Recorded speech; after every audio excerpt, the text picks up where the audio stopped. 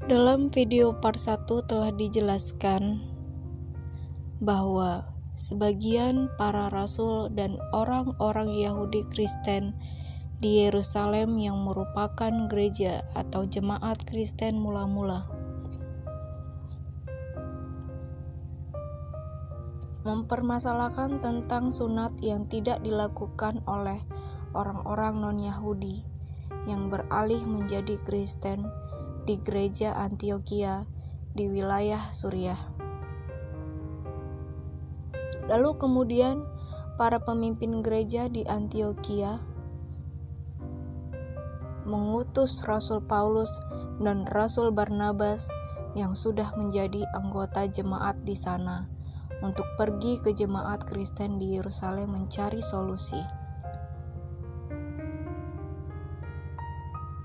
Sebelum menonton kelanjutan video penjelasan apa yang dilakukan oleh Rasul Paulus di Yerusalem untuk mencari solusi tentang sunat,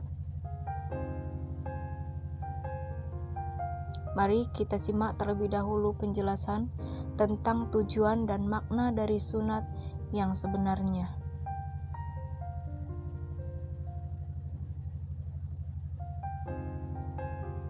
Sunat adalah perintah Allah sendiri kepada Abraham dalam Kejadian 17 ayat 9-14.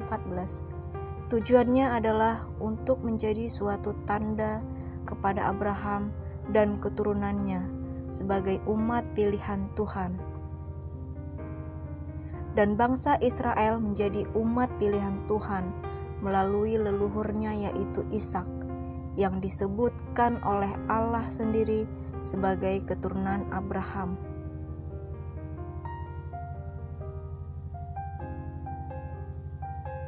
Dalam Kejadian 21 ayat 12. Dalam ayat lain dijelaskan pula tentang bagaimana cara orang asing non-Kristen supaya mereka bisa mendapatkan status yang sama dengan orang Israel.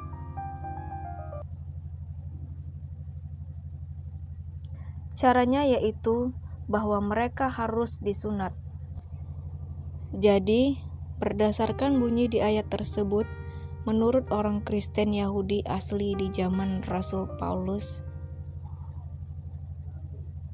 yaitu bahwa sunat itu mutlak harus dilakukan oleh orang-orang non-Yahudi bila mereka mau menjadi Kristen. Padahal kebenaran sesungguhnya itu bukanlah seperti demikian. Penyebab mereka memiliki pemahaman yang seperti demikian adalah karena orang-orang Kristen Yahudi asli tersebut telah mencampur adukan dua buah konsep yang berbeda, yaitu konsep perjanjian atau konsep keselamatan. Konsep perjanjian atau sunat adalah tidak bisa menyelamatkan umat manusia. Dan sebenarnya hal itu juga sudah dijelaskan oleh Nabi dalam perjanjian lama, yaitu Nabi Yeremia. Tertulis di Yeremia 4 ayat 4. Sunatlah dirimu bagi Tuhan, dan jauhkanlah kulit katan hatimu, hai orang Yahuda dan penduduk Yerusalem, supaya jangan murkaku mengamuk seperti api dan menyala-nyala dengan tidak ada yang memadamkan, oleh karena perbuatanmu perbuatan yang jahat.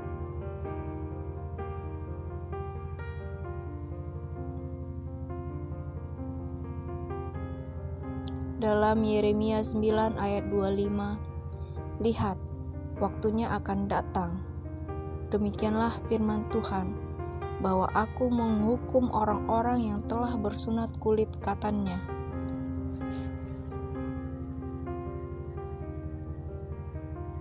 Lagi pula, meskipun Allah mengadakan perjanjian dengan Abraham, kan tetapi faktanya Abraham itu dibenarkan atau diselamatkan oleh iman. yaitu ketika Abraham hendak mengorbankan anaknya yang bernama Ishak.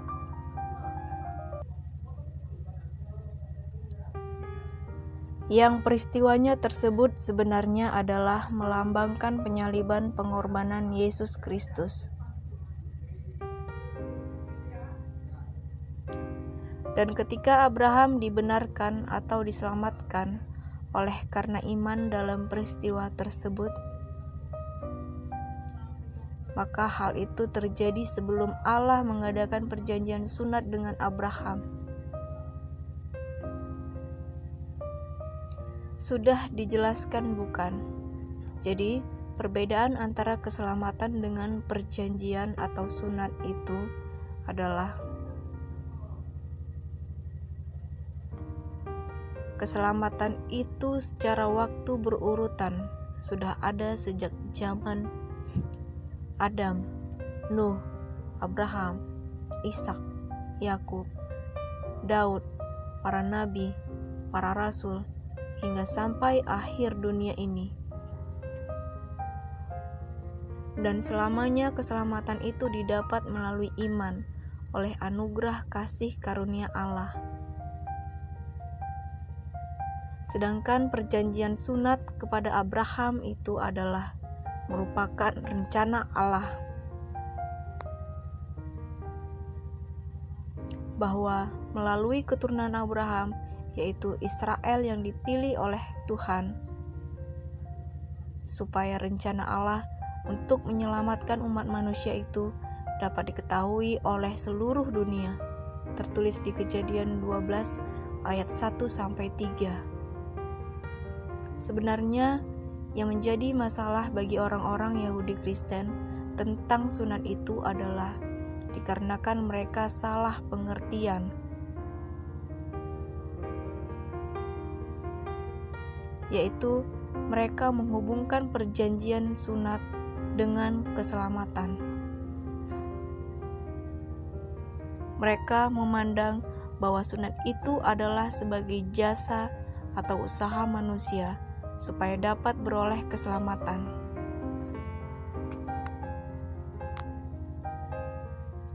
Padahal anugerah kasih karunia Allah itu menjadi tidak akan berfungsi jika jasa atau usaha manusia tersebut hasilnya dapat menyelamatkan dirinya sendiri.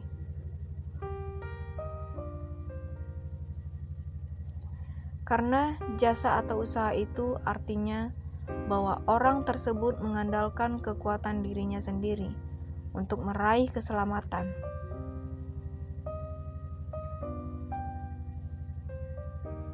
Yang mustahil dapat dicapai oleh manusia.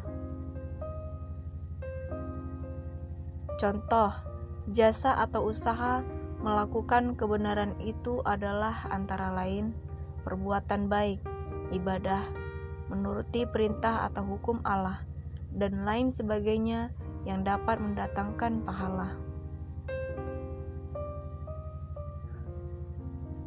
Padahal semuanya itu tidak akan bisa menyelamatkan manusia.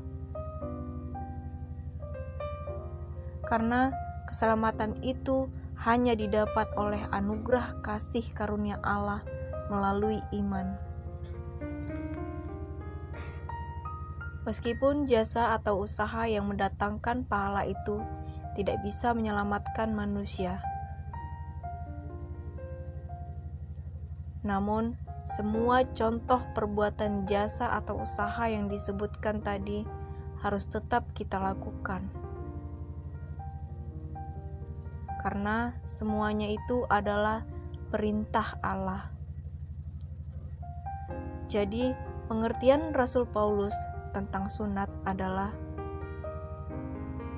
bila memaksakan sunat sebagai alat keselamatan kepada orang-orang Kristen non-Yahudi, maka hal itu berarti telah menyimpang dari kebenaran Injil. Konsep demikian akan meniadakan konsep anugerah kasih karunia Allah yang diajarkan oleh Alkitab.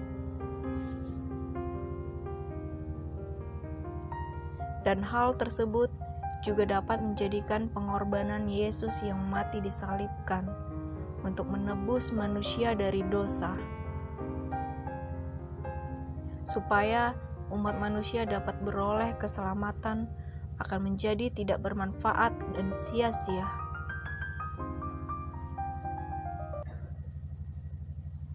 Padahal anugerah kasih karunia Allah yang diperoleh melalui iman untuk beroleh keselamatan itu adalah bersifat universal, tersedia bagi semua bangsa.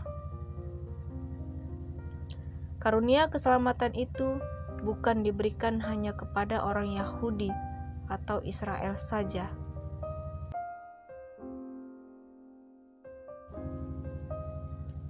Setelah melakukan perjalanan jauh dari Antiokhia di Suriah,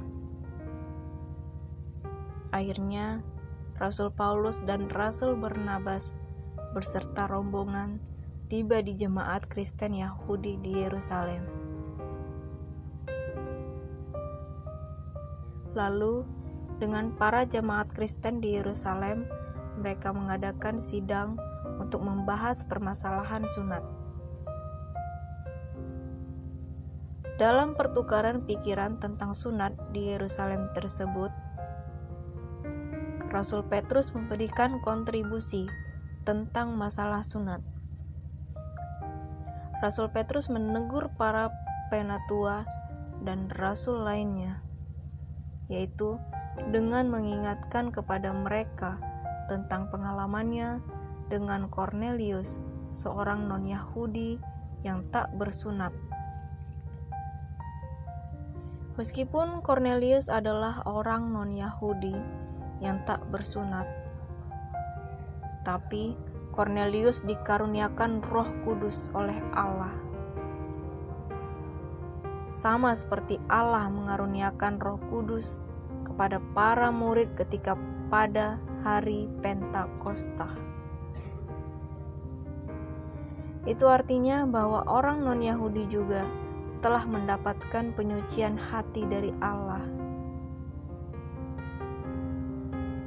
Sama seperti dengan sifat dari perjanjian itu sendiri, yang adalah suci. Selain Rasul Petrus, Rasul Yakobus juga memberikan kontribusinya tentang masalah sunat, yang disampaikan dalam sebuah pidatonya di Yerusalem. Jadi sebenarnya, kewajiban sunat bagi orang Kristen non-Yahudi yaitu bukan hanya ditentang oleh Rasul Paulus, Rasul Barnabas saja, tapi hal itu juga ditentang oleh Rasul Petrus dan Rasul Yakobus. Jadi kita jangan pernah berpikir bahwa Rasul Paulus itu mengajarkan ajaran yang kontradiksi tentang sunat yang sudah diajarkan dalam kitab Perjanjian Lama dan kitab-kitab lainnya di Perjanjian Baru. Jadi kesimpulan tentang sunat di Alkitab yang dipelajari dengan benar oleh Rasul Paulus itu adalah Rasul Paulus tidak pernah melarang orang-orang atau siapapun untuk disunat. Tetapi Rasul Paulus juga tidak mewajibkan orang-orang Kristen non-Yahudi untuk disunat.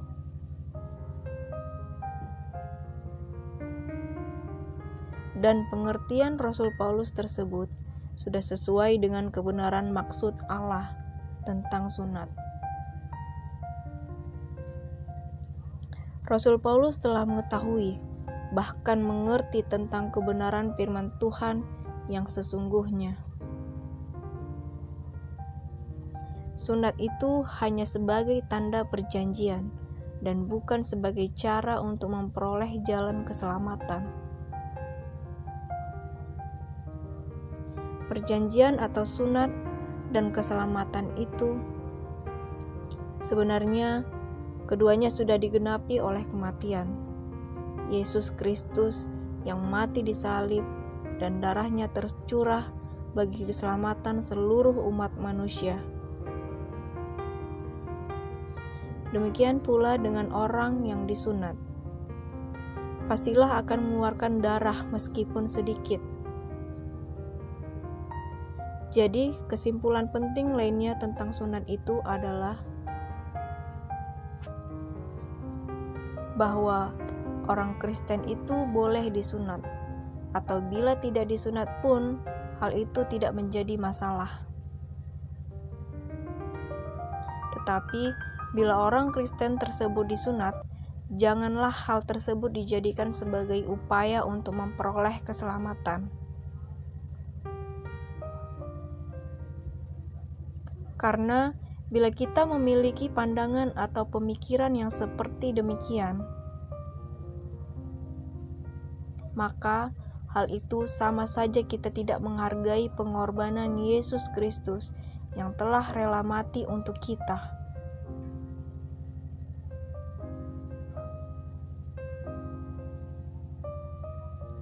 Dalam sidang musyawarah para rasul di Yerusalem, untuk mencari solusi tentang masalah sunat akhirnya beroleh keputusan. Sidang yang pada mulanya bertujuan hanya untuk membahas masalah sunat, tapi kemudian juga membahas hal-hal yang lainnya.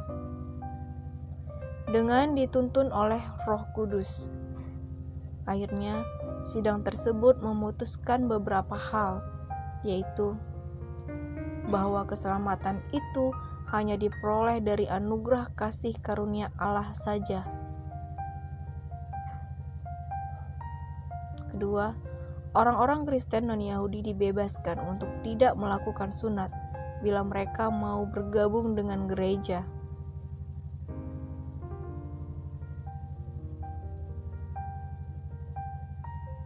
Selain dua buah keputusan tersebut, ada 4 keputusan penting lainnya yang ditujukan bagi orang-orang Kristen non-Yahudi, yaitu orang-orang Kristen non-Yahudi harus berpantang terhadap 4 hal, antara lain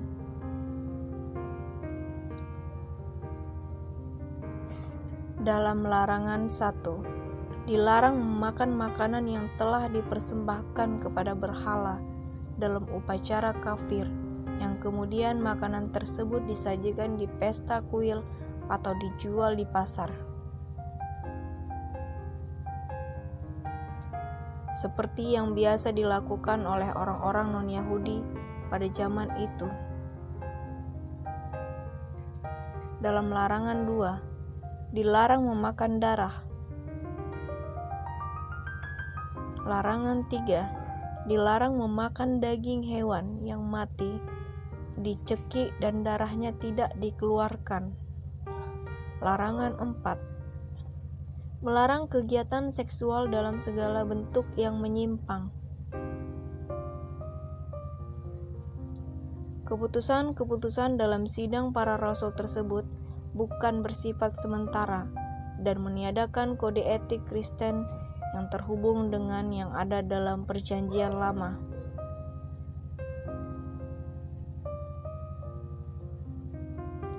Tetapi semua keputusan dari para rasul tersebut adalah dituntun oleh Roh Kudus yang adalah Allah sendiri.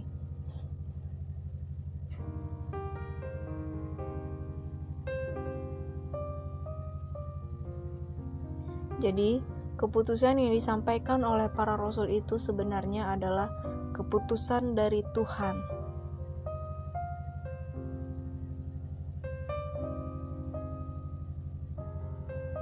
Para rasul dan penatua gereja pada waktu itu sebenarnya mendengungkan kembali peraturan yang terdapat dalam kitab Imamat pasal 17 ayat 18. Yaitu yang isinya mengatur tentang status orang asing, non-Israel atau Yahudi, yang tinggal di rumah orang Israel atau Yahudi. Dan keputusan larangan yang diambil dari konteks kitab Imamat tersebut adalah dimaksudkan untuk mencegah atau menolak praktek kekafiran yang mungkin masih dipercayai oleh orang-orang Kristen non-Yahudi tersebut, di mana iman dan pengetahuan mereka akan kebenaran terhitung masih baru. Pada zaman Perjanjian Lama, setiap orang asing yang ingin tinggal di Israel, maka mereka harus menegangkan semua praktek ritual kekafirannya yang menjadi kebiasaan mereka. Tertulis di Imamat 18 ayat 30. Dan keputusan-keputusan tersebut juga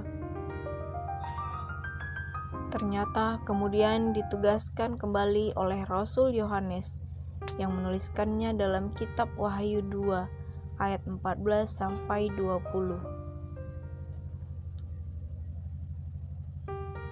Setelah mengesahkan keputusan-keputusan tersebut, lalu gereja di Yerusalem menuliskan keputusan-keputusan tersebut dengan atas nama para rasul dan para penatua gereja. Hal itu dapat mencerminkan bahwa pengaruh gereja di Yerusalem saat itu sangat besar. Dibuktikan dengan pengaruh kepemimpinan para rasul di Yerusalem atas komunikasi Kristen lainnya. Surat keputusan sidang para rasul di Yerusalem tersebut ditulis pada tahun 49 Masehi dan menjadi salah satu surat dokumentasi Kristen yang paling berharga. Setelah semua permasalahan dianggap telah dapat diselesaikan, lalu gereja di Yerusalem mengutus 2 orang utusan, yaitu Yudas, Barsabas, dan Silas. Tujuannya adalah untuk mendampingi Rasul Paulus dan Rasul Barnabas kembali ke Antiokhia untuk menjelaskan isi surat keputusan kepada para anggota jemaat di sana. Para jemaat di Antiokhia bersukacita mendengar isi surat yang dibacakan tersebut. Perpecahan pertama yang serius dalam gereja Kristen awal akhirnya telah dapat didamaikan. Setidaknya dalam teori, karena ada banyak orang Kristen Yahudi asli yang masih tetap hidup dengan hukum Yahudi. Mereka masih merasa ragu untuk bergabung dalam persekutuan makan dengan orang-orang Kristen non-Yahudi. Bahkan menganggapnya najis. Bahkan ternyata, meskipun Rasul Petrus setuju untuk tidak mewajibkan sunat bagi orang-orang Kristen non-Yahudi, tertulis di Galatia 2 ayat 11 sampai 14. Tetapi Rasul Petrus masih menjaga jarak dengan orang-orang Kristen non-Yahudi. Yang kemudian akhirnya Rasul Petrus ditegur oleh Rasul Paulus.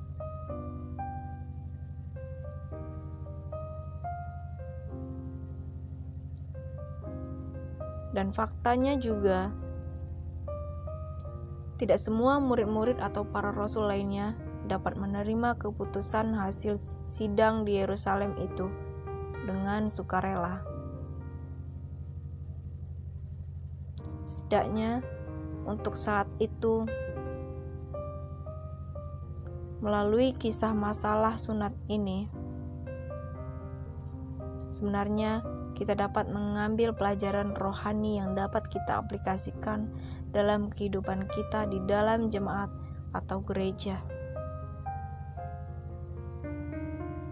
yaitu seberapa sulitkah kita bisa bersekutu dengan menyatu, berbaur, dan berhimpun dengan orang-orang dari ras, suku, budaya, atau kelas sosial yang berbeda dengan kita.